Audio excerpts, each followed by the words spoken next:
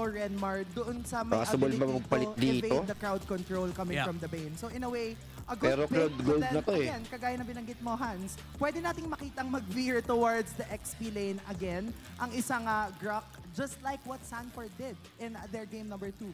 yung nakikita ko to so far, this could potentially be a very magulo game. Yes. Parang ang daming aksyon, daming individual fights na nangyari. Last pick, Rome or EXP? Uy, nag-glue. Glue! Huh. I wonder how you guys feel about this. Kasi Lason to ah. yeah, this Hindi, is tsak nung mag-ano, Ryota mag-edit. holding on to a glue and Bali, Chakno glue XP. ang gagamit ng edit compared to the usual set of heroes that Tama we ba can to? see from him. I'm thinking about if ang naging Itong current pick ng ano ng plug doon ng Smart Omega is para sa akin orthodox to Kung magiging glue yung glue yung mga humaharap. EXP lane. Yeah, sobrang lason ng blue pick na yan na baka, yun nga, as you mentioned, the early game, it might be difficult for And you can comment down below yung tingin nyo sa bakbakan ng Blacklist International Smart Omega. Outplay for Roger, Valentina, Exort. Hylos tayo, Dilar, MP the King with Hayabusa, and Graf para kay Haji. I mean, Lembot For and Blacklist Bonsan International, are Smart finally getting Omega, their moments. Ryota Now for time para sa mga Glue. manlalaro. Casters, pass. Ito yung mabot. Pero we're here. We know that the code could be rewritten before our very This is eyes. match Welcome to number the 2, second game matchup number of 1. the day. Kabarangay versus Black Agents, International facing off mag-ingay. against Smart Omega. Leo here actually Dire-diretso ba yung bang lason? Jose Ingan. Man, I Ng didn't think Smart you could Omega. see Haji still switch up. O mabibreak na ng code dito. Ng bagong timpla ng ube ng Blacklist International. Haji, 3v1 mo ang alanganin dito. May nakabang. Ganda ng pagkakapwesto ni Ukir. That's a costly flicker though for Haji. Old school pickups here. And check it out. Alanganin ng pwesto ni Haji rito. Pero by time lang, makat yung minion waves. General! Oh, talking about it. Nadali. First blood pa side ng Smart Omega. General, new captain. So far, Ryota really performing well with the glue. We didn't expect glue to be picked right now, but knowing Omega, they've been showing us Is different nga kinds of Ryota heroes. I mean, as glue sa XP lane. Picking up a Hanzo in week number 1. Maganda yung pangaharas dito ni Ryota Dilar. Pero mamaya makikita natin to during mid to late team fight yung kayang gawin ng Hylos. Tied off with Aurora. To make an opening during team crash. Off to a strong start. Tingnan na nakita natin last time na ginamit ng ng Smart Omega. Look at this, Blacklist still up by about 200. I wonder what that spells for the side lanes. We got a lot of action up top again. The Ryotarmy versus the Dilarmy. The new general versus the... Yeah, that's what I call it. Ryotarmy. Yeah. I thought it was Atoy Army. Who says that? Abang-abang ang ating No one mga, says that. ating mga Literally no one players. says that. Looking at the mid lane matchup, you have Exort versus Ukir, who by the We way... have the we didn't first make much circle noise of the about match Exort pero yung coming back. top natin I love 2v1 this matchup. Ryota Again, versus if you Dilar recall and correctly, Exort. last season, Pero okay, and transferred from MPL Chakno to nag-aabang MPL, ng pwesto rito. same as well for Exort Binibait from lang ni MPL to Ryota MPL. kung This type of ano ba, spacing off, honestly, magko-commit ba dito. Pero alangan Dilar dito ng Exort, mababawasan. Pero ang tamang poke muna ang priority is to get the first turtle ng ating laban. Of webs weaved throughout this matchup. That's why the rivalry is very much well-deserved. The lore behind them. Look at this turtle now, down to a third of its health. It's just Ilardic Sword up. Gandorio And secures the here's first thing. turtle. When a Bane has its eyes on an objective, there's very little you can do. The deadly catch, yeah, especially Pero with yung the deadly bottom catch. lane natin na You with really a don't wanna Roger. contest Bane, because if you overcommit, Omega can really turn things around into their favor. They have the Edith, they have the Bane as well, and going head-to-head, Hayabusa versus Bane. You'd really favor the Bane, and MP the King knows this. Medyo 'Cause maaga pa to only ano, single to game one predict was he was kung sino using nga the hawak Bane. tong mapa. right, Pero yeah. based sa rotation na ginagawa rito, maganda yung With that map said, presence ng There's ng really Smart very little Omega answer you against have for Blacklist today. International. When you have the glorious pathway set down through Dilar, they can answer back with, you know, Dito with that very Haji, old vision deadly play. catch. So now, clearly, the map With belongs to Exort Blacklist, but when you poking get into out a the fight, members of Blacklist which I think International. Omega will try to delay for as long as much as possible because they need to get their XP and their items on. That's when it'll break out. Oh, here we go! Naipit sa gitna, Haji is down. That's gonna be a Jute, first blood kill. na doon nga Andorio, naipit sa gitna. Haji again. is Ang the ganda casualty nung for simpleng Blacklist. pick-up But before, doon prior to that clash, ng we've Smart seen Omega. Andorio as well as Outplay It is pick a up the 2-0 Skypiercer. in So we can favor expect both of these players, sa respectively, ating for their mga teams to kabarangay. really get kills as much as possible. But the problem is, Omega is on the driver's seat right now. They're really controlling the pace early game. Yeah, that's a bold move to actually pick up the Skypiercer onto the Bane. I personally wouldn't do that. Same. But if I'm not that confident. if Smart Omega says, Hindi you know, we're gonna go fast, mag-overcommit and mo we're yung gonna Roger pick off dito. fights May as fast as nakaabang na ano possible. ng Look, prior to na this matchup, edit ni right? Chakno. If the roamer allows for them to die over and over again, that's fine. They're the ones who can afford to do that. It's their job. But if you put it on Skypiercer stacks, that's a whole other story. Yes, and a whole other story. 3v1, ang ganda pasok sa gitna. Hagi sa alanganin. Chakno, ganda ng pick-up play doon. Pero Here comes Exot. MP the King. Wiki Shadow kill on the track. The And problem is even members are dito, there. in-output na MP the King. And look at that, Haji with a wild charge, but no follow-up coming in from Blacklist. But this time, they're in a better position to get the circle. Not to Ganda ng mention, ginawa Joshua doon. Felix still had the primal wrath, so extra shield, extra health on there. Napilitan Turtle now, umagat si and Member sa double Smart dip. Omega. Sorry, Pero very far. MP the Got King blocked by secures the Haji second this turtle. time. Alanganin si Blacklist will Haji secure dito. turtle Hinaharas si without Andorio suffering with any Ukir. casualties. I actually like what Haji did there. What do you call it? The wall again. The wall from The Grok. Guardian's barrier. The Guardian's barrier was very crucial for Andorio not to contest anymore. And at the same time, they were able to evade whatever Omega could do to go for a trade. That's right. It's key towards Yung shout sa the mga next, viewers natin. ramp Welcome to up Chelsea from mid to late Gaming. and even in late game. Please do like and share. Para mas marami tayong manood ng bakbakan ngayon ng Blacklist International Smart Oh, look at Omega. that. This is what we were saying Ukir, a while ago. alanganin The ng glorious buhay. path Chakno, got gagawa cancelled ng by the pick-up. deadly Makukuha catch. dito si And Chakno going MP in. the Primal Wrath. King MP's is gonna fall down. down. But a counter Pero attack against Chakno, Haji hindi all pa the way tapos from the dito. back line. Mukhang No casualties back from na Omega. ang You call dito ng predicted this. magkabilang team. Even if you have a glorious pathway from Hylos, one Grabe yung mga opening na nakikita palagi ni Chakno. Simula nung week number 1. Just the deadly catch. I mean, you also have Kung yung the threat vision niya is activation of the 2020, primal mas wrath. malinaw You're pa yata crossed sa up together, ngayon you take eh. a lot of damage. You also have the frigid breath. You literally lay down a lot of deterrence to this one-time, big-time ult of, oh man, look Boom, at that. As Chakno. if it wasn't enough that you throw away the big ult. Oh, MP also goes down! MP goes down, and the only person that the Wiki Shadow Kill connected to was Ukir, who still had the Pride of Ice. So Exactly. there was really no trade for Blacklist that time. Although it was a good effort for Haji to go for the clash, it was just that Chakno was ready to dive in. The onward plus Primal Wrath combination was able to take down MP, and so far, MP not having a good start. But at the same time, he didn't pick up that Skypiercer, so that death isn't that much detrimental so far for Blacklist. In the downtime between the first and the second match of the night, Infinix I was, handcam going through social media. I was looking at to a friend Ryota. online we're talking about. Yeah. The meta seems to favor layering of skills and just resources on resources. And the first match was one off of that. Here, I think I can say the same This is the thing. third because turtle look ng at ating Chakno, right? bakbakan. Chakno, the single Chakno, ganda na most posisyon na naman. effective- MP the Oh, King here ang we go! See target. what I was Once talking about? again! Ukir, nakuha si MP the King. Pero sa tulong ng pick-up play setup doon ni Chakno. Ryota, blazing duet.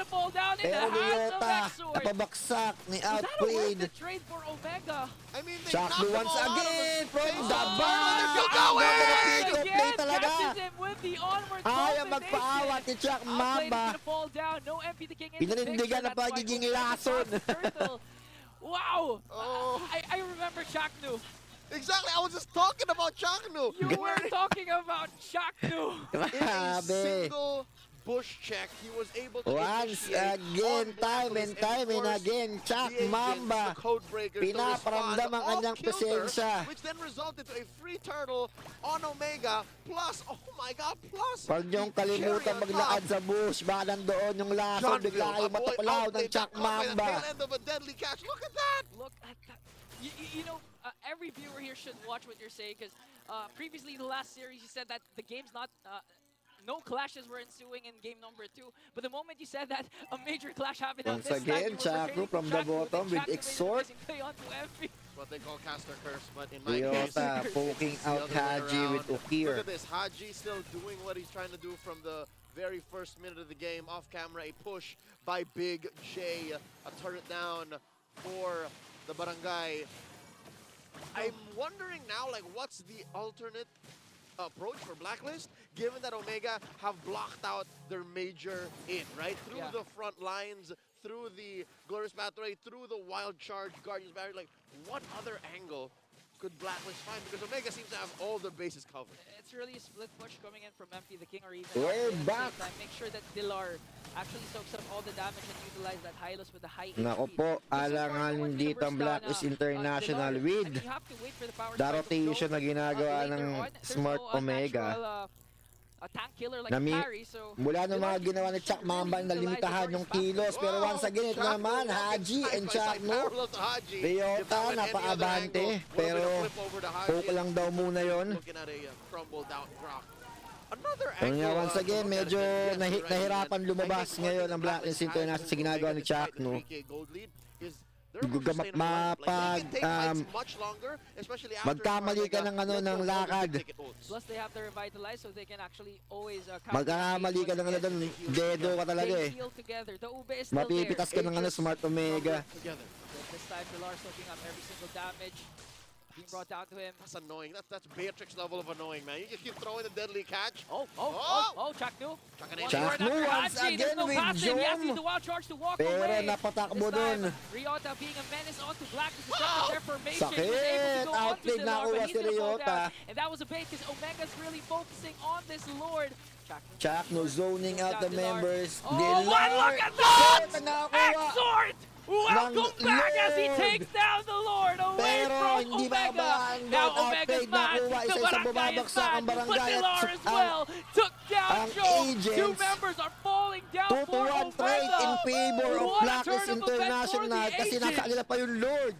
Dexter Martinez, the X Factor, exhort from out of nowhere, stealing away the Lord, opening up a lot of kills for Omega to just bait them.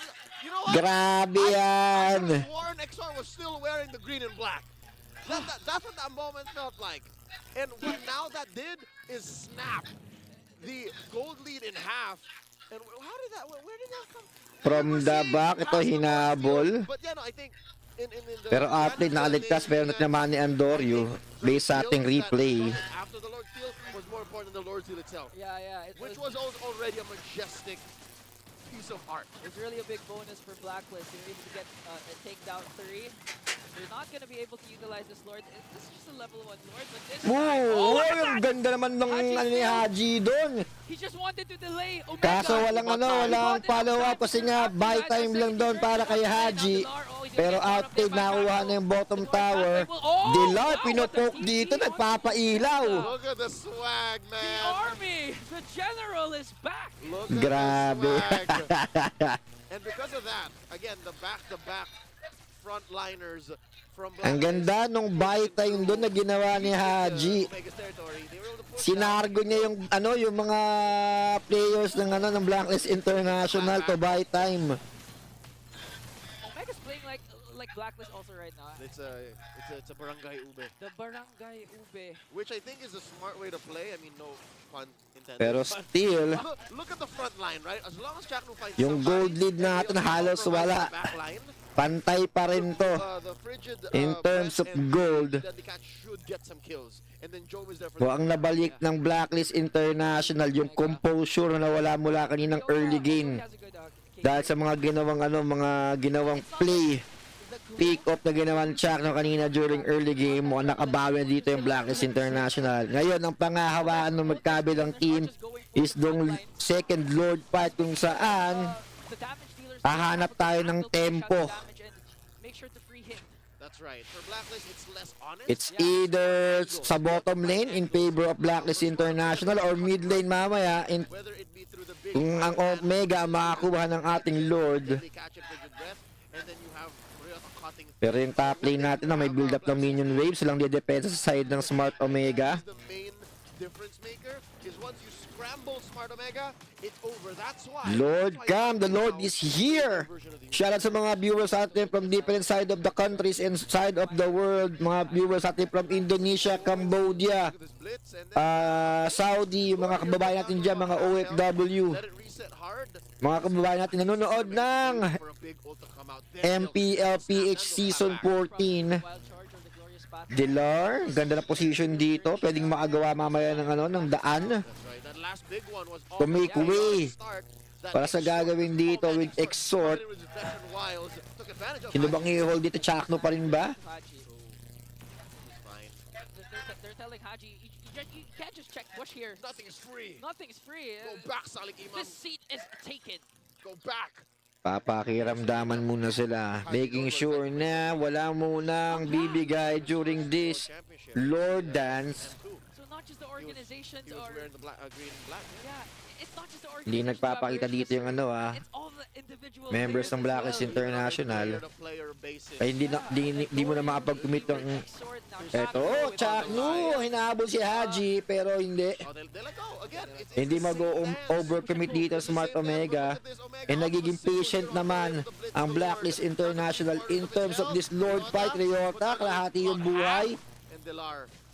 Dilar, iniipit pa yung ultimate. The first one to let Hinihintay ang tamang time dito for the right time na makapagawa. That's right. You go first. No, you. The first one, Chakno. Sanchez will lose. Ganda rin ang posisyon dito. Haji, nagkakitaan na. Yes. Tagal lang nung dito Lord Dance. Oh, wait. We're approaching the point of no returning, and look at this. The Lord We're here, on down a third under of its health, 15 minute and it's a soft game set time. from a Top half. lane natin. May build up ng minions. Pumunta dito si Wow! Andoyu. And now Blacklist has to answer. Nag-commit na dito. Ariota, alanganin. Makakatakas pa. Medyo malalim. Despite the glorious pathway. Ang ganda na nangyari doon. Nung nakita ng Smart Omega na dumepensa o tumaas si MP the King And I think there was a to problem manage the minion waves. Nag-commit na doon yung Smart Omega. Kunin na natin yung Lord, malayo. Si MP the King, walang retry holder. It looks like Ang ganda ng decision making dito ng mga kabarangay. That was amazing. That was a micro moment in a pixel perfect move. in a masterpiece of a fight. Again, 4-8 here. About 2,000 gold. Smart Omega is ahead, but Blacklist have found their moments here. And now they have to pull out another one. Huge one. An enhanced Lord crashing through mid. Umakatok na ang barangay sa base ng mga agents. Ryota, alangan ng buhay dito. Pero ang layo, ang lalim ng dito. Ryota is down. Masyadong malalim. Pero mukhang objective muna ang kukunin ng Smart Omega. Kukuha ba ng toll sa top lane? Pero 4v5. Ang ganda na pasok ng andito. Dilar is down. And now Omega all of a Haji, sudden buang is back on hinapos top. Amazing. sa clash na yon. Trying to make a pick off. Pero nagbayad doon si General Dilar. Effective damage of your opponents. You're basically a god. Look at this. He's rocking Sky Piercer, 5 stacks on it, maybe 2 or 3, depending on how much time you put on there. A Malefic Roar, Brute Force Breastplate. He's fully Once built. again, Like, they Haji can trying anything to they want now. front, to play frontline sa The Blacklist International. Pero MP the King kulang yung doon damage para mabawasan yung members ng Smart Omega. Hindi pa tapos. We're under a minute by the next Lord. Blacklist knows, especially since MP the King is playing among the ranks. A Bane in the hands of a very, Umaabante yung mga Union Waves dito. Kailangan itong kontrolin ng Smart Omega. Pero mukhang magpo-commit dito. Alangan ng buhay dito. Haji. Immortality pero Andorio nakuha dito. Si Kapitan. And now Omega, It's 5v4 in favor of Smart Omega. Less than 20 seconds for the next Lord. Pero endable ang call dito. Deadly catch from Andorio. Dilar is once again down. It's 5 members against 3. Tatapusin na nga Smart Omega takes game number 1. Omega manages Grabe to break yan. the crystal.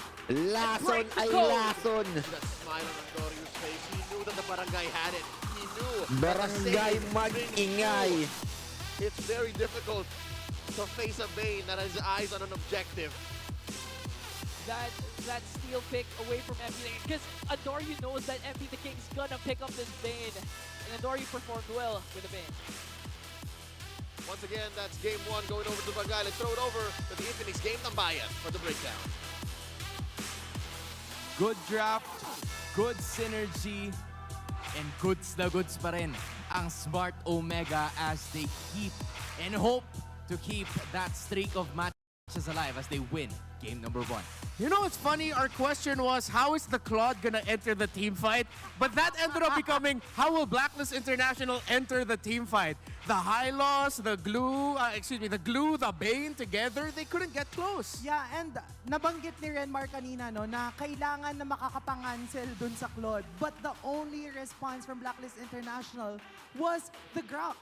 And napupurify agad yun easily yung wild charge ni Haji using that Grok. Madali siyang napupurify ni Big J. Kaya naman grabe yung pagwawala ng Claude sa dance floor na kahit nasa gitna siya, it doesn't matter because there were 5 of them there. Chak no, di pa tapos. Chak 2. Chak na. Dahil ikaw ang MVP ng game number 1. Just really dishing those assists para sa kanya mga kakampi. You know, a lot of people are asking, why do the casters, the talents, they seem to praise Chaknu a lot? Come on! That game, it looks like he single-handedly stopped every rotation of Blacklist International. He was always in the right shrubs. He was always in the right position. That even Brigida and Chantel on the Filipino broadcast pointed it out. I'm sure Leo and Ingan said the same thing. Chaknu just was always there. The Mamba was always ready.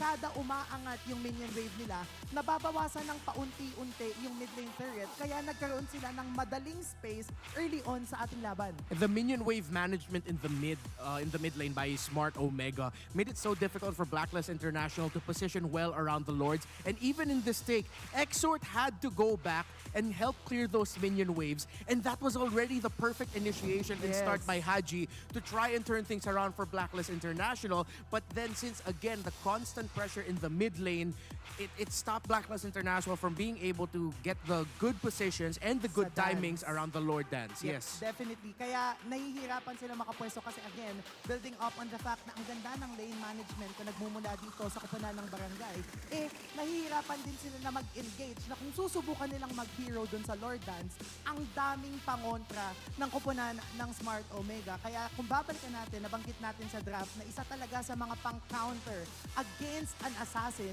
ay yung Aurora. And i-couple mo pa yung fact na meron silang deadly catch coming from this Bane. Every chance na magka-quad shadow, itong si MP the King, madali siyang napipigilan and madali siyang nababurst down. Yeah, and look at the itemization by Edith. It's so funny to me that we were talking about this earlier, Auntie Anara, na parang sinasabi natin, ay, wala na masyado nagdo-dominance eyes, but Omega are still sticking to that idea. Of course, going up against the fact that they have the high loss to contest and, of course, the Revitalize coming in from that EXP laner, the dominance eyes made sense. Add to that the Thunderbelt, the little bits of poke damage, basic attacks that you can get from the Edith. It always brought Haji down to a dangerous health level. Yes, and alam mo, kaya nagme-make sense sa akin yung draft dito ng koponan ng barangay. Lahat sila may slow. Hylos nakapagpapabilis ng kanyang koponan, pero lahat sila may slow. And mind you, whenever kinakas yung Glorious Pathway, it is only Hylos that gets the slow reduction. Ibig sabihin, hindi masuslow si Hylos kapag nandun siya sa Glorious Pathway. But the rest of his team, nasuslow pa rin. Yung Corrosion Sight na nagmumula sa Claude, yung Deadly Catch, yung Hailstone Blast, lahat nagme-make sense. Kaya nahihirapan talaga pumasok yung side ng Blacklist International. And to think that it was the side of Blacklist International na gumamit ng Bane, na doon nila nakuha, I believe, yung kanilang unang panalo in this Season 14. It was the same sort of medicine that was also used by Omega or Smart Omega against them. You were also pertaining na posibleng maging magulo nga yung laban na to from start to finish. And you've pointed out kung ano yung mga pieces or yung mga key points kung paano ba nila na-detach yung chaos and how can they work on from those chaos. But again, how has it been for the side of Blacklist International? Kasi parang kontrahan lang sila ng gulo eh. What was it for Blacklist International that kind of like gave them a hard time in terms of execution. Well, along with the slow factor that Antianara mentioned, we have to look at the first 2 picks and the last 2 picks of Omega. So they went with the Bane and Glue as the last 2 picks, and it was very obvious by the effect there. But I want to point out here the Aurora priority for Ukir. So Blacklist International ended up picking the Hayabusa into that. So one of the things you want to do as a Hayabusa is that you disrupt the mid lane rotation by using your ultimate preemptively para matanggal mo yung mga key abilities. For example, if that was a Faramis, you take away the the Nether Realm. As the Aurora, gusto mo lang i-pop yung passive niya para mapapaisip na yung roam at saka mid laner, ay sasama ba talaga tayo sa laban na to? But since, again, it's an Aurora, even though we saw that in the first 2 rotations, he got to pop the passive of Ukir as the game went on. Since he got pressured in the jungle, Chakno was always just covering, they couldn't do that. They wanted to build an advantage before a team fight even began, off of the back of the Hayabusa, off of the back of the Grok, but Omega did not give that. Yeah, and this is why you guys were pertaining more on like the alpha pick on rather than the Hayabusa. Kasi kahit paano, posible na makalaban pa siya in some of those certain situations, but Hayabusa does, deal a ton of damage, pero going up against probably a glue, it's kind of like a little difficult for them to execute and maneuver sa mga ganong klase ng galawan. And that, aside from everything that they've mentioned, are the reasons why the side of Smart Omega got the victory. Ingan's right over there, and I'm sure that you're gonna be seeing him again in the English broadcast. But for Blacklist International, back to the drawing board. Ang kailangan nilang gawin dito, they're just gonna have to reset. And I'm sure na kayo din kailangan after a really good matchup. Kasi ngayon, it's gonna be Mara Aquino together with our community. Mara, what's up? Kasama ko ngayon ng mga fans ng Smart Omega. Nasaan na ang mga fans ng Smart Omega? Hindi lang yan. Katabi ko dito ang kanilang super fan. Angie, kamusta ka? Hello po. I'm very, very happy today. Okay, so sabi mo nga kanina, super fan ka ng Smart Omega. Yes. Meron pang green flag dito. Sino Proudly sa kanila? wearing green. Sino sa kanila yung talagang sinusuportahan mo? Siyempre, sino pa bang magaling na mag-entry sa kanila? Chakno! Chakno! Alam, nakaka-impress naman talaga si Chakno. Sobra po. Oh, ngayon, captain na siya. What do you think about that? Siyempre, I know that his leadership talagang kitang-kita naman sa first game na panalo niya agad. Ang easy nga eh. Akala nga naman, kinakabahan kami kanina. Pero kitang-kita with his leadership, whenever he entries, he goes in with confidence. Goes in with confidence! Okay, paano ka nga ba naging super fan? Aside from, watching them, syempre here in MPL, supporting them, and inviting my friends, I took it a bit further. Kasi po, me as an aspiring teacher, we guide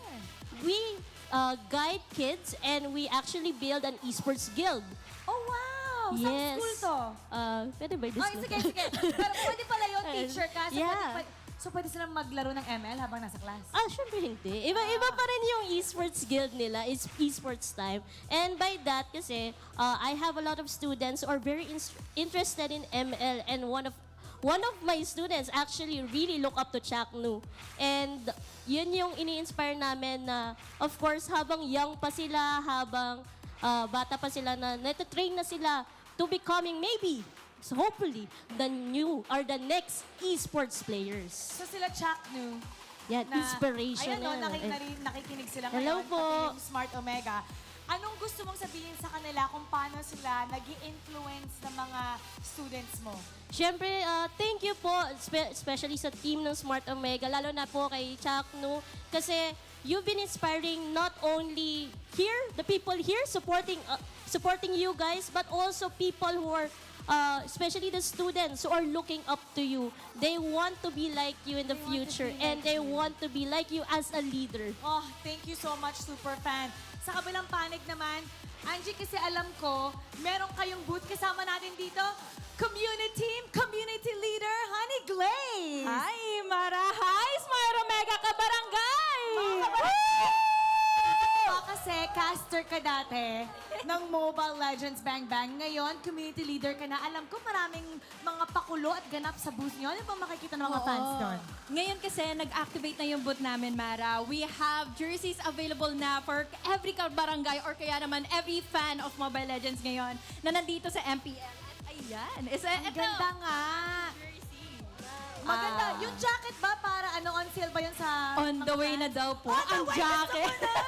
Pati yung pants. Nakalagay Omega. Secret lang muna yung Secret fans. lang. Para may pang-intensity. Pero ito yung secret namin Ano din. pa? Na Ano pwede pa? naming ibunyag ngayon. Meron kaming, sino bang bias nyo? Meron kaming photo cards of every kabarangay na gustong bumili ng mga merch namin. So, ayan. Ayan. Para siyang galit dito. Ayaw lumabas niyan eh. Ano to? Lahat ng mga players nandun or tigi-isa ba? Tigi-isa. Kasi meron kaming pakulo sa booth namin na kapag bumili kayo ng merch, pag bumili kayo ng jersey, hindi nyo malalaman kung sino yung pwede nyo makuha. Oh, so surprise. Yes. O, paano pa masuportahan ang Smart Omega? Ano yung mga Facebook, social media? How? Yan. Pasok po kayo, sali po kayo sa ating community group. Meron po kami dyan on FB. You can also find us on every social media at Omega Esports PH. Oh, gusto niya yan? Supportahan na ang Smart Omega sa kanilang booth ngayon. Magsisimula na ang ating laban. We're gonna throw to panel. Okay, kaya nyo? Okay, in 3, 2, 1. Panel? Kayo?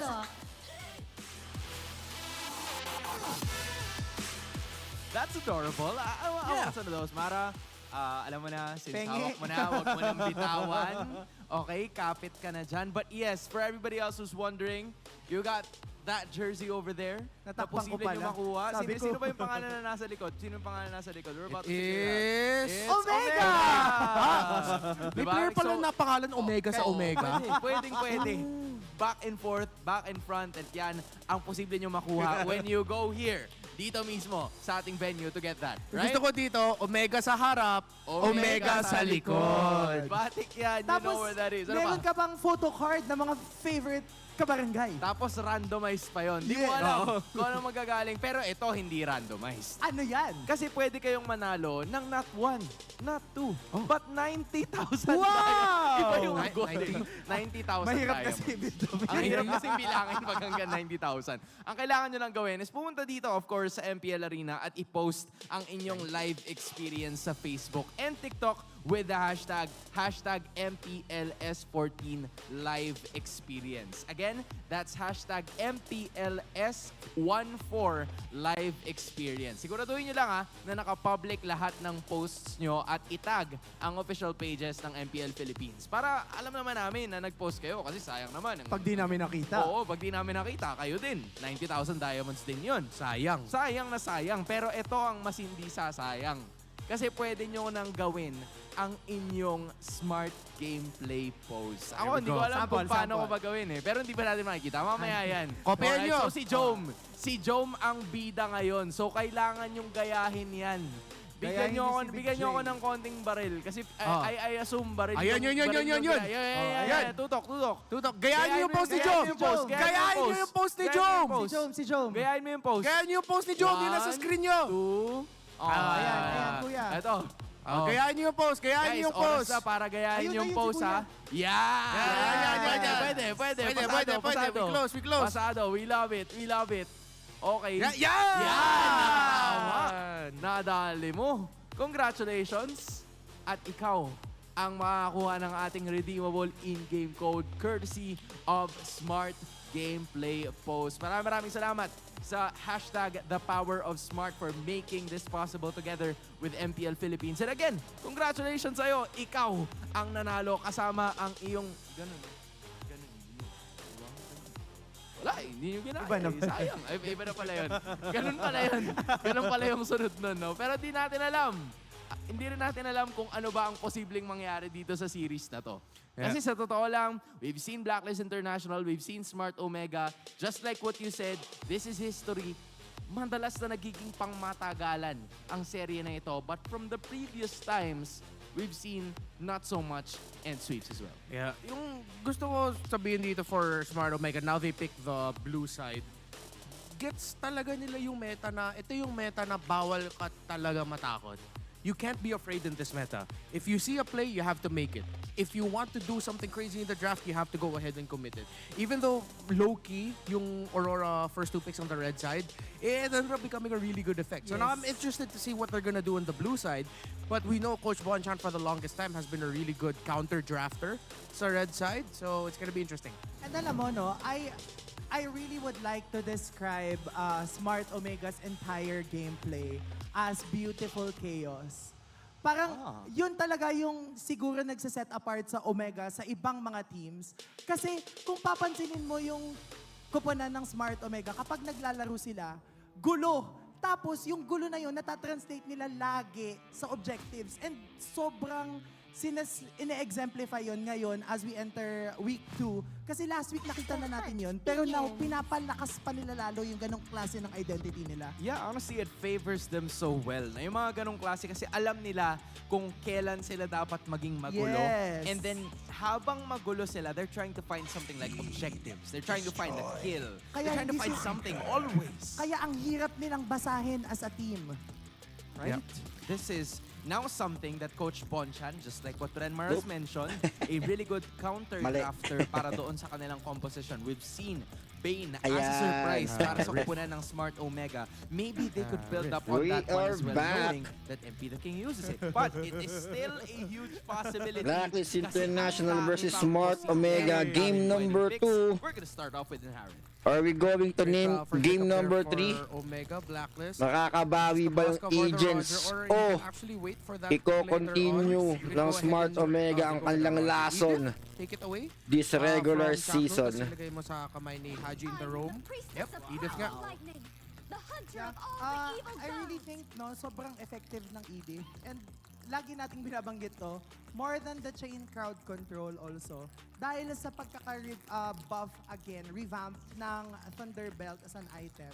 Kapag sumasakit yung damage output mo using the Thunderbelt, nagkakaroon ka rin ng hybrid defense based on the stacks. So sobrang ganda ng item na yun, especially for an Edith.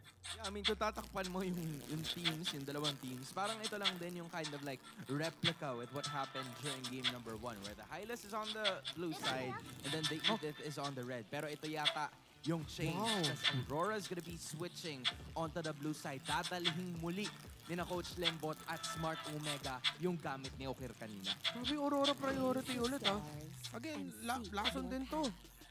Pero Loyi naman. So, yung option naman dito ng Blacklist International. Harit, Aurora, high loss para side ng Smart Omega. As one. Edith, Roger, and Louie for Blacklist International. And then, ilaro mo naman yung mapa. Go for the macro plays, go for the split pushes, send the Lowy somewhere else. Break the formation of Omega. Yes, kaya nga talaga no, ang ganda lagi ng pagkakapick ng Aurora for the side of OMG. Kasi laging nasa first phase ng draft. And again, nabanggit na natin to kanina kung paano nga nako-close down nun yung mga assassins. Pero yun na nga daw. What she said. What she said. Matic, as of this moment, would also love to give commendation para sa lahat ng ating mga fans na nanonood. We're trying to figure something out, at least. Diba? Ayun na. Nakalatag na. And I am sure that all of our amateur teams, including the ones that are at the phone, ay nakikita ang ating mga ganap. But you've mentioned this as well, going back into the draft, na parang yung Blacklist International, ayaw nila nung gulo the same way that Smart Omega kind of wants to. So at some point in time, mas bibilisan nila kung ano yung ganap. Sa totoo lang, pwede kami din. Tama! Pwede kami din. Sino gusto ng Game 3? Diba? We don't agree, we don't disagree. All we saying is, we understand.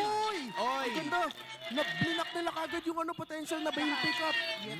And also, yung pagkaka-first skill ng isang Louie, yung Circling Eagle ng Matilda, lahat mabablock ng Guardians Barrier. Mapapabalik.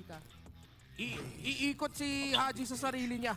Well, hindi naman sa ganun, pero parang ganun. Parang ganun na. Parang medyo mahihirapan siya to like unleash those wisps na dala nitong Matilda just because of the shield na dala nitong Lolita. Any final thoughts regarding the final pick para sa Blacklist? Pwede pang mag-Julian yung koponan ng Blacklist International. Although, kung mag-Julian sila, kailangan lang nilang maging cautious dun sa fact na pwedeng ibalik ng Lolita yung shuriken na umiikot.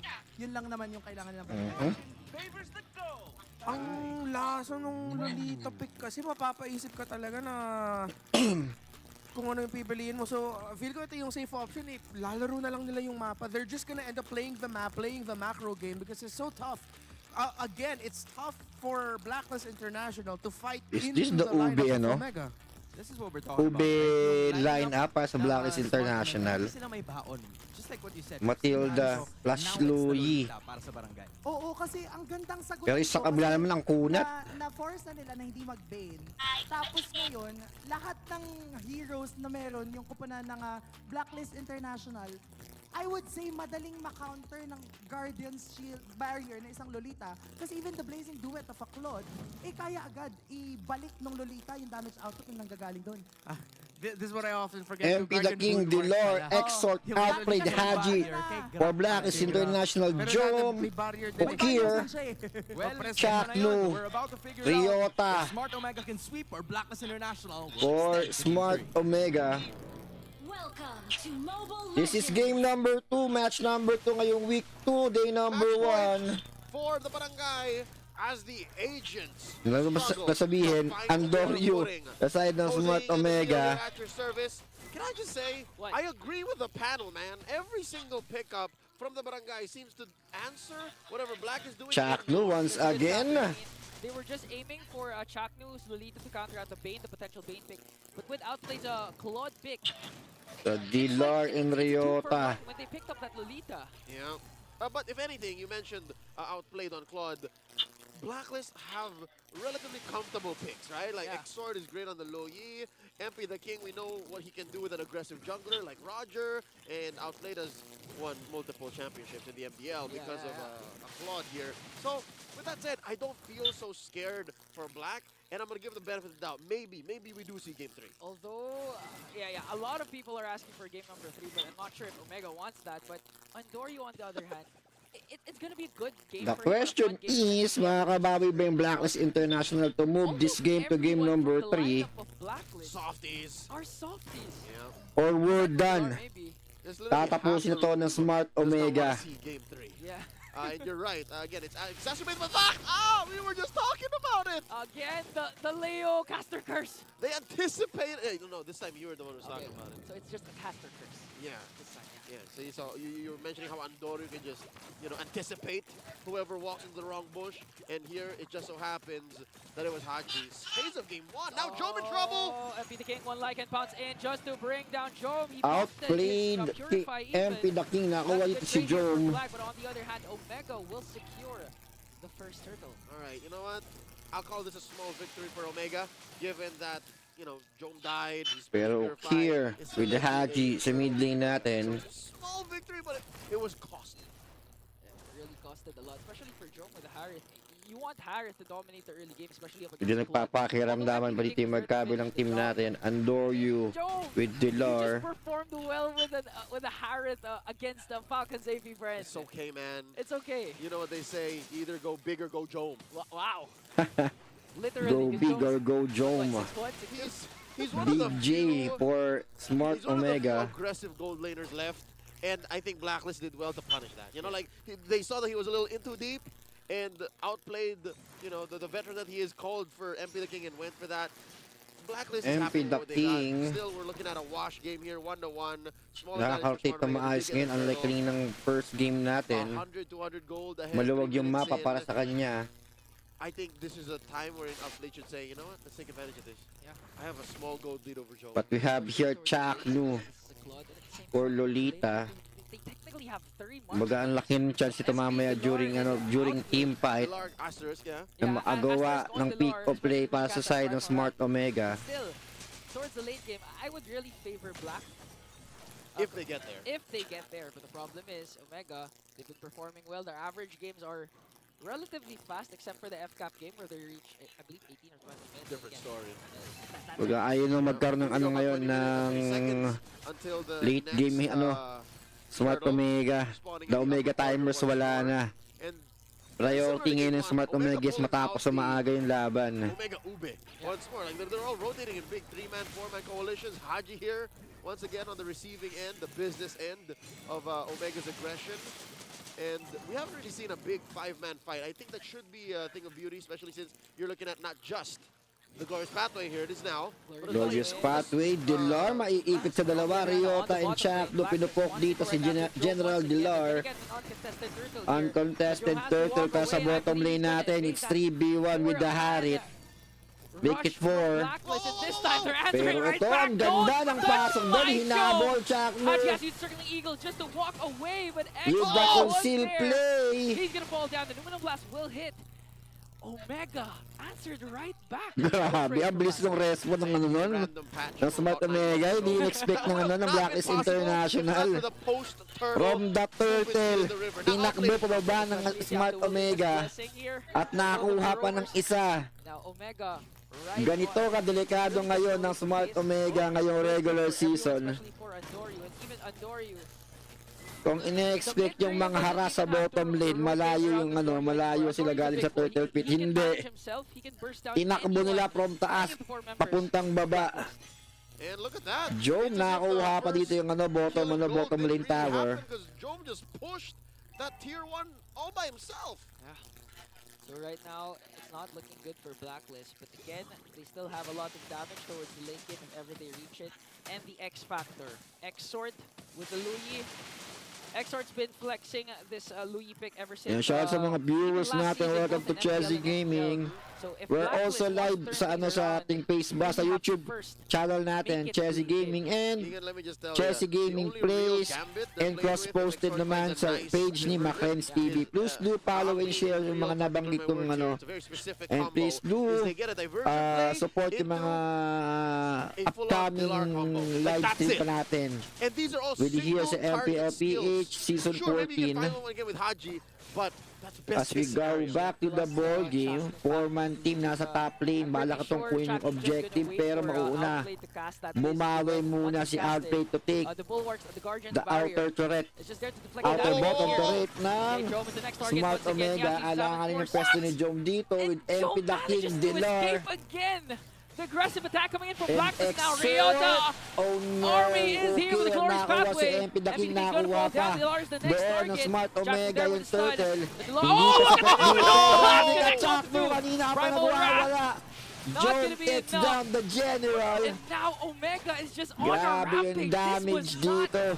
Like game number 1, game number 1 was a push and pull back na Smart Omega with the pick of play of Chakno. What I'm impressed more than just the follow-through, was how single-handedly Big J made Blacklist think twice about that diversion play. Like, he just dropped the Zaman Force, Chrono dashed through the wall, and Omega is the new Ube para sa akin. And that's what spelled disaster. That's Grabe yung rotation dito na Smart Omega. Sama-sama. Buong barangay binibit-bit. Re-engage from Omega. Ganda ng pasok dito ni Ryota, then Dilar, Okir, with Chakno, biglang lumapit at hinampas at boom! This time their 5-man is complete and the chemistry isn't a problem in the yun. Amazing. Chak Mamba, inflicting damage with the Venom.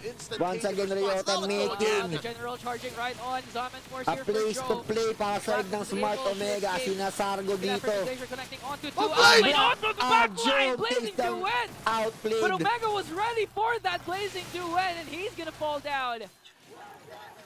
Wow, every single member This of Omega is doing the their new part. Smart Ryota Omega Ube play. Chakno with the defense, and the rest for the damage to bring down Outplay. That was whiplash. I think Outplay went a little too fast. Nahihirapan And dito. suddenly found out he was out of Makapag-rotate o lumabas sa mapa ang Blacklist International. 4,000 gold ahead. Every time natingin ng Blacklist International na naagawa na siya na maayos na rotation with it seems like a Smart pick Omega to are doing play, exactly just that. binabasag to ni Ryota and Chakno. Their bond, their chemistry. And Bilang binubulga, nandito Where? kami. Ito, Here, but here. they're prepared. George Pate once again. Delor has to flicker out. But it's happened, will be casted. Breaking Glacier connecting onto two, but the Ano blast. lang was Outplay has to exort. walk away with the blazing Okay, duet. with And a kill Chakno. spree coming in from Jome as Astorio picks Binubugaw up dito, pinatabo yung member ng Blacklist You cannot International. surprise the barangay. Did you see that? A Once forward again, flicker by another Lukier clash in a to real- contest what was para that, sa a Blacklist Euro step by International, Chakno? pero binabasag sila It's as if they ng anticipated Smart the verdict. Omega. They told Black, go here. The Y bush, go here.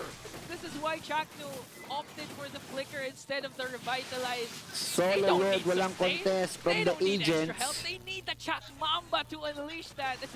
As you mentioned, the Numenum Blast Flicker Is this combination another 2-0 para sa Smart They're Omega? the aggressors. They don't O need babawi ang Blacklist to extra bring protection. this match If to anything, game number the 3. Purify on Joe Mid is their only lane. real defensive Chakno, battle binibait spell. dito, The pero hindi Revitalizer kumagat Ryota ang allows Blacklist for them to push International. forward. I mean, Oh, look at that. okay, Blood Wings.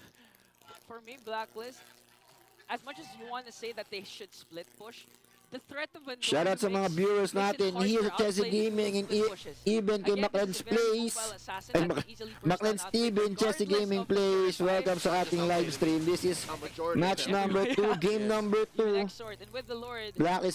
Blacklist International versus Smart Omega. Kumakatok dito. Ang barangay na paatras ang buong agents. Oh, this is gonna be a hard defense. Andorio, ganda ng pwesto dito. Mag-overcommit ba? Pero magpupoke lang din. You do have the Malayo pa ang Lord who can just, you know, almost dito as if ng Smart basic Omega. attacks Pero clear, hindi as naman the din case for makakilos o Iron makahinga. So he does have Nalilimitahan respect to the wave dito. clear. Now Haji's in trouble! Haji Right may in ipit front sa of the faces apat. of the agent. Circling Eagle, but Numenum Blast once Jump again. takes down Connecting Haji, plus the pero Bridge hindi and pa tapos Glacier. Blazing Duet. Outplayed, forced to use the Blazing Duet, but won't Parang commit because makatakas the damage lang. from Omega. What It's a too much. desperate play Omega para is sa a Blacklist International. single-minded unit. They're gonna penetrate up top. Bottom's gonna be up next. MP the King doing his best to cover up that whole sink in the ship. Toy Army once again leading the Smart charge. Omega, the Omega tower still is gonna- undefeated. The Lord's gonna fall down. The minions Tapos na aren't hindi pa. there. Blacklist, the circumstances lined up for the ng agents. minion If waves there sa was Smart one minion, just Omega. one It's minion, the game would almost be over. the It would have end been over. is there. The Riot Army are going wild. Akala ko natapos na, pero ito second take ang gagawin dito ng Smart Omega. Trying to get the middle tower. Think again! Here it is! Who has the flicker? Grabe yan! Chak ng Mamba! For Si Fury. Omega! A win! A Another sweep by sweep the para sa Continuing barangay. with their streak. Just Smart another Omega day in the takes game office number 2. for Maagang the natapos na Hall yung of Legends araw. and the Dalawang amazing sweep work. sa dalawang matches. For all you players questioning Still Lolita in RNG, saying it's not fun to undefeated. use Lolita with the And revitalized. still, This is a signal you lason can use ngayong Lolita with the season. flicker again. Chakno and the rest of Smart Omega. I'm baffled Hindi by na sila how ang well comeback Smart kings. Omega's playing in Season 14, Ingan. They are a well-oiled machine. You know what they say? Paninindigan nila, Bond first formed bite, lason kagad. traumatic experiences are the strongest. They went through one hell of a season, Season 13. Ganito katindi ngayon ng Smart Omega. This mostly were caused by Blacklist, so this was a really a And revenge kudos, tour GG for Rotate Omega. din naman sa side ng Blacklist International. This is emotional release, and look at that, the respect between both squads, and welcoming Grabe. into his loving arms, Exort. I bet From the week Omega 1 boys to missed week Exort. 2, hindi tayo binigo Omega's bootcamp extra ng Smart Omega. rowdiest players from the whole squad. In any team he's part of, he's one of the nicest guys. I can Yeah. tell you that. But this time, only one victor will prevail. In this case, Omega. Series. Ryota next slot. Putting myself in the shoes of an agent of the Code Breakers. 2-0. I wonder when are they going to find that winning formula? When is the code going to work? Gonna take them a long time. Kailan makakabawi ang mga agents? Tandaan natin, napakabigat ngayon Some props. ng scoring system ng MPL-PH Season 14. General play. It is General one or none. around, let Exort come on. and put Haji back into the row, but I guess it's back to the drawing board. GG will play Blacks International. It's Smart Omega. Wala pa rin puntos dito na nakuha ang Blacklist International. We've been on, tama ba, 3 games? Second sweep in Season 14. They only lost one game so far. And only the FK. And we're here on the... Ladies and gentlemen, it's been an honor. He's Jose Ingan. I'm Leo at your service. Throw over the stage with Mara Aquino and Mara Smart Aquino with Omega. the interview with the... All right, everybody, let me hear it from you. Bagong shot! Omega! Congratulations, Shot, Smart Omega. Riota, quick background sa lahat ng mga hindi nakakaalam. Dati, kayo ni Dilar, di ba? Teammates kayo nung Onyx. Main 5 siya nun, ikaw, sub para kay Dilar. Ngayon, you're going head-to-head against each other. Natatalo mo na siya. How does that make you feel? Para sa akin, sakto lang. Kasi, feel ko parang nagbabawi pa siya ng laro kung magkakabalik na lang. Yung para sa akin. Patingin nga nung side mo na parang Dilar ulit. Patingin. Tapos point mo, patingin. Yung side mo, yung kanina, pinakita mo. Riona, it's so nice to see you shining. That's really, really nice. Ngayon naman si Chaknu. Chak Mamba! Wow! Okay, ulitin natin yon. Ngayon naman si Chaknu. Chaknu, pag ikaw talaga humahawak ng mic, no? Talaga nababaliw yung mga tao. Chaknu! Chak na yan Eto ba, you guys have been winning. How many games in a row? Win streak kayo. Ito na ba yung best form ng Smart Omega? At bakit nga ba na parang pasok na pasok yung playstyle ng Omega sa meta ngayon? Siguro, hindi pa to yung best form namin Ano pa lang. Abang daily nag-improve daily. Mag-i-improve pa kayo ngayon? Lakas! Sweet na yung mga kalaban nyo. So bakit nga ba pasok yung playstyle ng Omega? Kasi napansin ko, usually, yung mga teams na very systematic, ay hindi ganun kaganda yung resulta sa meta ngayon. Pero kayo, yung Omega, nag-go lang ng Pinabalagbag go, lahat lagi kayo nananalo. Bakit nga ba kayo pasok ngayon? Siguro, mas lang kami sumugal sa play, ganun. TNC Kaya pasok yung laro binalagbag. namin sa meta ngayon. Bren, Yan, binalagbag. malakas yung loob niyo palagi Ngayon, Blacklist, binalagbag Go lang ulit. ng go. Si Andorio naman, Andorio, I wanna highlight Aabangan natin Andorio. dito yung Okay. yung So last week Smart nga, sinabi Omega namin, tsaka natalo mo yung mga nililista ng Team mga tao Liquid na number PH. 1 na jungler. Pero hindi ko natanong sa'yo, kung ma-rate mo yung mga junglers ngayon, ano yung top 3? Top 1 si Kyle. Top 2 si... Kyle. Top 2 po si Carl. Carl. Tapos yung top 3, dalawa Okay Sino? lang. Si Devon Kite saka si King Kong. Si Demon Kite and King Kong. Bakit wala ka doon sa top 3? Mas malakas sa akin yun Nice answer. But you know, ay, ano sabi nito? May bulong sa likod. Now, let's take a look at the MVP of the game. Chakno? Ako sa'yo, Jom. MVP of the game is... Okay! okay. Congratulations, MVP! Uy, nabubuhay ang mga fans muli ng Smart Omega. Anong gusto mong sabihin sa kanila? Ano na pa ba ang dapat namin asahan mula sa inyo? Gusto ko lang sabihin sa mga fans ng Omega, thank you sa suporta. Tapos sa mga pumunta sa venue, patuloy nyo kami suporta sa mga parating namin na laban. Ayan. Congratulations! Tapos shoutout pala sa kay Sir Lay. Tapos yung Facebook daw kasi ni Coach Ron, nahack baka daw pwedeng may makatulong doon. PM nyo na lang, Ronel Tan. Nahack ang Facebook. Alam mo, Coach, ganyan yung nangyayari kapag nananalo. Nagkakaroon tayo ng mga hackers. And now it's time to announce our super fan, our lucky fan with 3,000 diamonds. Come on Sana now. all. Ganito ngayon sa MPL. Sana We all pick may one diamonds. lucky fan every series to give away 3,000 diamonds. What's your name? My name is Johannes, You have an accent, Johannes. Where are you from? Indonesian. Indonesia! Wow. So you love MPL Philippines, yes? Yes. I I see here that you have Smart Omega. I'm guessing they're your favorite team. Who's your favorite player? Chakno. Chaknu! Chaknu, tabi naman kayo para Grabe ano, na, from para Indonesia, matuwa naman lumipad na ang po ng ating Pilipinas fan. para manood ng What do you MPL. want to say to Nice. Chaknu? Your idol is right there. What do you want to say to Chaknu? Because this Chakno playing game is good. He's good. Yeah. And I am in-game player, tank player. You're a tank player. Chaknu, what do you want to say to him? Pumunta ng Indonesia para sa'yo. Grabe ka, ha? English. Thank you for supporting me. Thank you for supporting me. Ang galing mag-English! Ay, that's a nice shirt. How about you invite everyone here to buy the same shirt? Sorry, what? Invite everyone to get the same shirt. There's a booth outside. Tell everyone to buy it. Go buy. I am today in buy this jersey. You just bought this today, right? Oh, bumuli na rin daw kayo. Congratulations once again. You have 3,000 diamonds. You can do a fist bump with Chaknu or handshake. Yeah. Bite mo naman, Chaknu. Thank you Nice so one. much. Ganda nun. Grabe ka. Pupunta dito galing Indonesia. Ano mo sasabi mo doon? Yung mga fans dito, pinupuntahan ka sa Yan, Pilipinas. siya sila Indonesia. Kayo yung nagiging inspiration ko. Thank you po. Wow. Bait. The fans are the inspiration.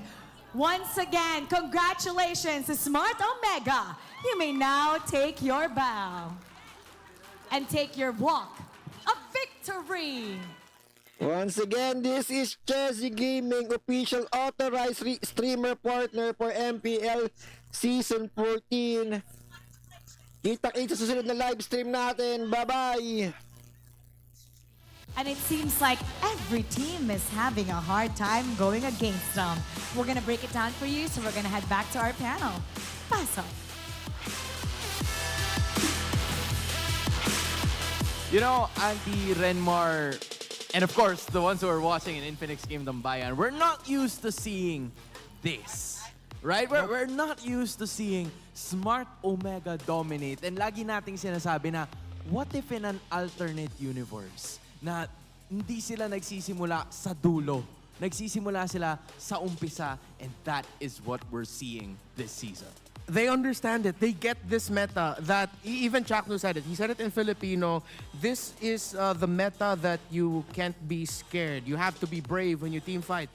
Bro, at one point, Okir flickered into the back line in the middle of a team fight as an Aurora to get 3. Bro, Grabe yung layering ng skills ng Smart Omega na parang hindi mo na nga masasabing magulo kasi sobrang systematic ng ginagawa nila na all throughout the match, alam nila yung strength na meron, yung kuponan na meron sila, and because of their strength, alam nila how to go about the strength that they have. Every single time, yung Numenon Blast coming from Chakno, tapos lelayeran pagkatapos na Frigid Blazer coming from Okir, laging maganda yung response ng side ng Smart Omega na yung ginagawang plays ng Blacklist International, nagmumukha tuloy na parang nababasa agad nila. And it's funny because we've seen this before. Omega has shown that this is part of their DNA back when they were still under a different organization, the old group of players, this new generation, the DNA is still there. Look at that, that's what we're talking about. Okir going to the back line of them making decisions you don't expect any other team to do, and you will get surprised. That's why back in Season 9, even before that, they were already called the Lason, the poison of the league. They do the things that you don't expect to do, and they make it work. I think the main strength of Smart Omega that we've seen from them time and time again is their unpredictability. Like, you don't know kung ano yung gagawin nila susunod because, you know, just like what you said, Riku going to the back line or Okir going back to the back line para lumanding ng tatlo with his ultimate. Chakno in the same way. And even the rest of the members are starting to play like him, being very aggressive, which is something that you don't expect. And it's so Omega in Omega fashion. They have Inspire and even the Mystery Shop on both the Harith and the Lolita.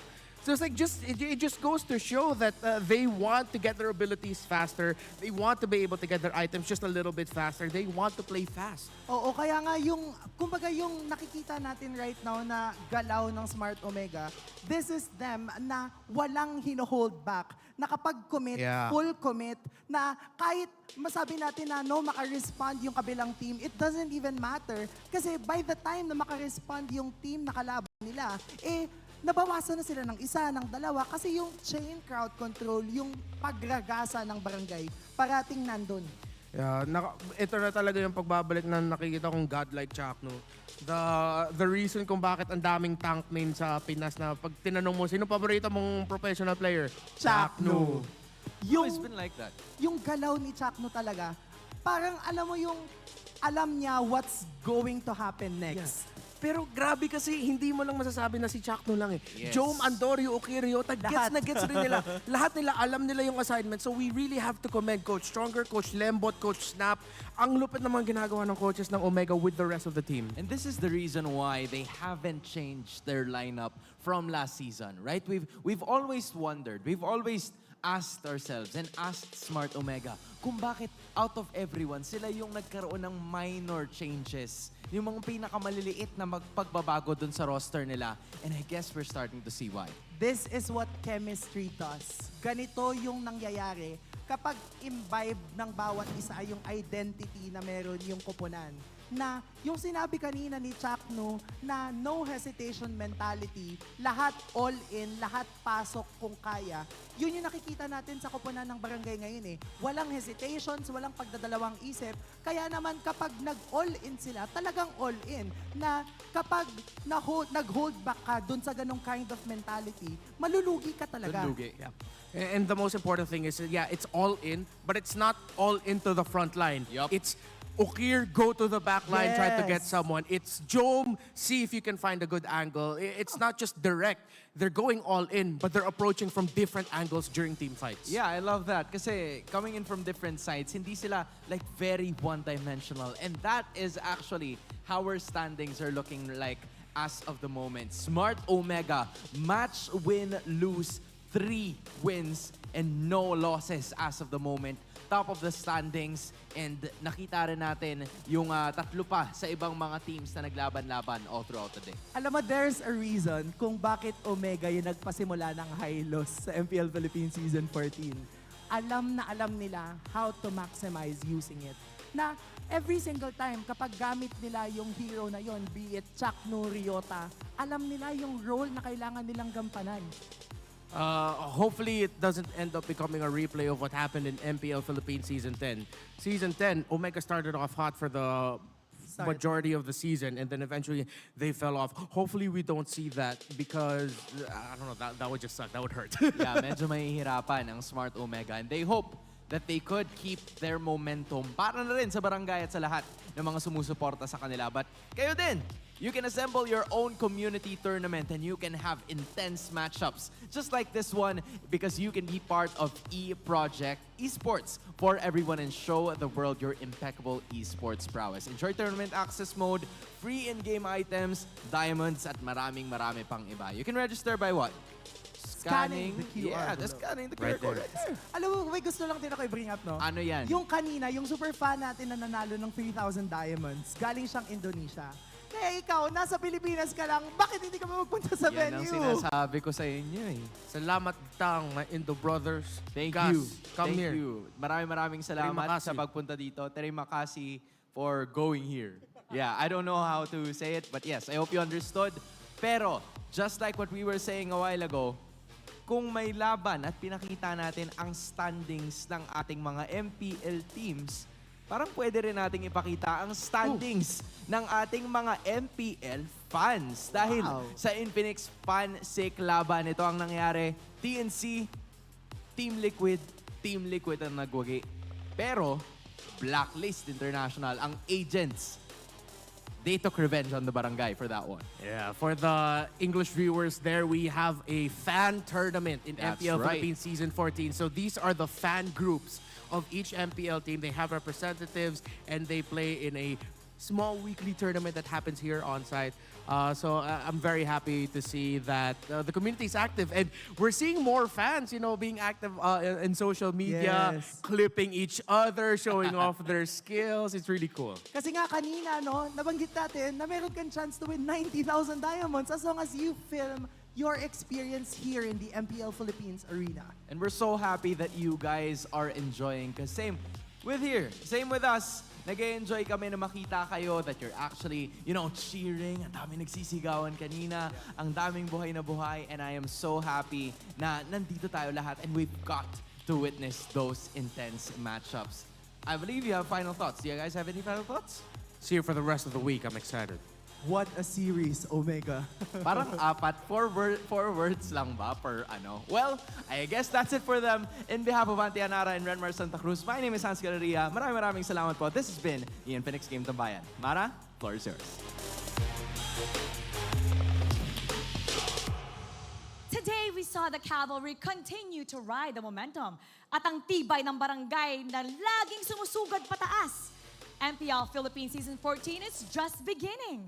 Marami pa tayong matutuklasan dito sa MPL Arena as more will unveil the hero within. Ako po si Mara Aquino. Kita-kits po muli tayo bukas and we're gonna find out a lot more things. So keep it good vibes, everybody, and see you tomorrow.